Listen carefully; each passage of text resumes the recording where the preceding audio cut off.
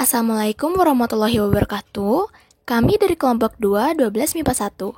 Kami beranggotakan saya sendiri, Arif Fazia, Farid Azrigani, dan Muhammad Fatin. Di sini kami akan menjelaskan golongan 2A. Yang pertama ada pengertian. Logam alkali tanah terdiri dari 6 unsur yang terdapat di golongan 2A. Yang termasuk dalam golongan 2A yaitu berilium, magnesium, kalsium, strontium, barium, dan radium. Disebut logam karena memiliki sifat-sifat seperti logam, disebut alkalin karena mempunyai sifat alkalin, atau basa jika direaksikan dengan air, dan istilah tanah karena oksidasinya sukar larut dalam air. Dan banyak ditemukan dalam bebatuan di kerak bumi. Oleh sebab itu, istilah alkali tanah biasa digunakan untuk menggambarkan kelompok unsur golongan 2A. Selanjutnya ada asal mula unsur-unsur golongan 2A. Yang pertama ada berilium. Nama berilium itu sendiri berasal dari nama mineralnya yaitu beril.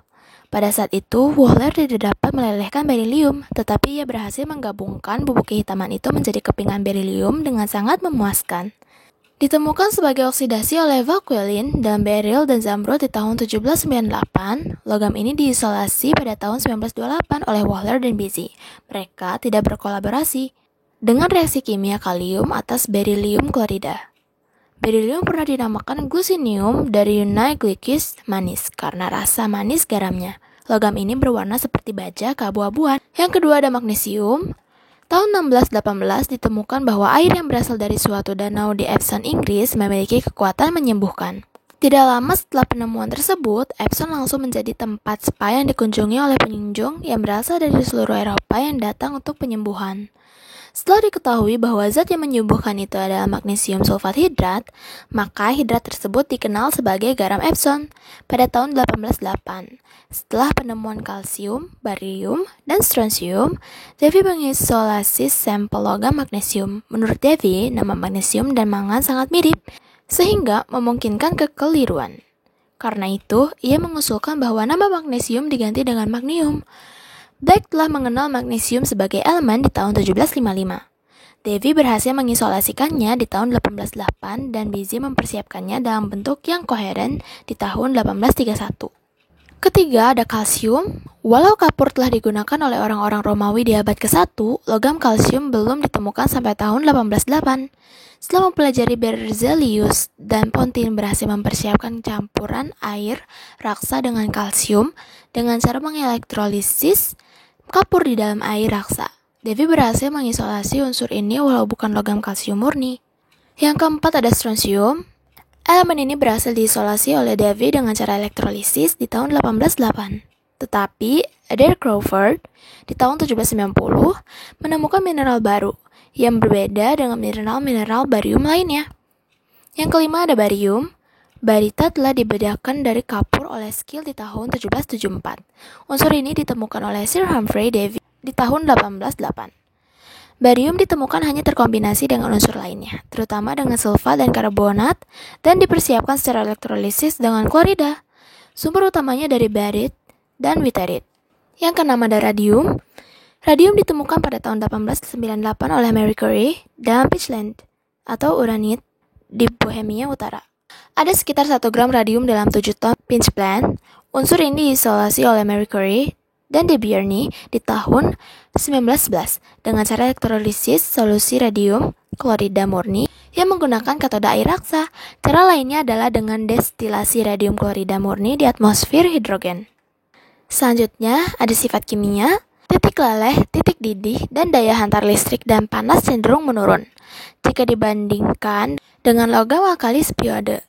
Titik leleh dan sifat-sifat fisik lainnya seperti rapatan dan kekerasan dari logam alkali tanah lebih besar. Berikut adalah tabel-tabel dari sifat fisikanya. Selanjutnya ada sifat kimia. Sifat kimia logam alkali tanah hampir sama dengan logam alkali, tetapi logam alkali tanah tidak sereaktif logam alkali spiode. Kereaktifan logam alkali tanah meningkat dari berilium ke barium. Nilai potensial standar logam alkali tanah menunjukkan bahwa logam alkali tanah merupakan reduktor yang cukup kuat. Bahkan kalium, strontium, dan barium mempunyai daya reduksi yang lebih kuat dari natrium. Logam alkali tanah mudah membentuk ion positif karena logam alkali tanah memiliki 2 elektron valensi. Elektron negatifan logam alkali tanah besar.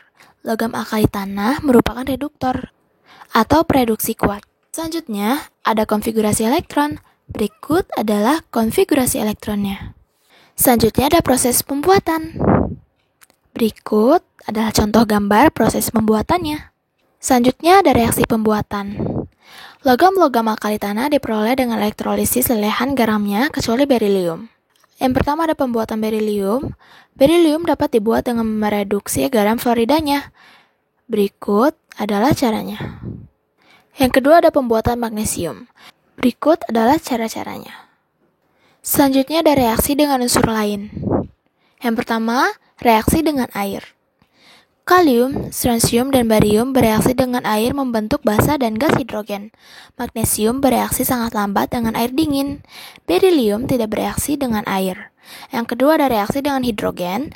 Jika dipanaskan, logam alkali tanah dapat bereaksi dengan gas hidrogen membentuk senyawa ionik alkali hidrida. Yang ketiga ada reaksi dengan halogen. Logam alkali tanah bereaksi dengan halogen membentuk senyawa garam halida. Yang keempat ada reaksi dengan udara. Jika dipanaskan, logam alkali tanah dapat bereaksi dengan nitrogen dan oksigen di udara membentuk nitrida dan oksida. Selanjutnya, ada manfaat dalam kehidupan sehari-hari. Berikut adalah manfaat-manfaatnya. Sekian dari kelompok kami. Wassalamualaikum warahmatullahi wabarakatuh. Terima kasih.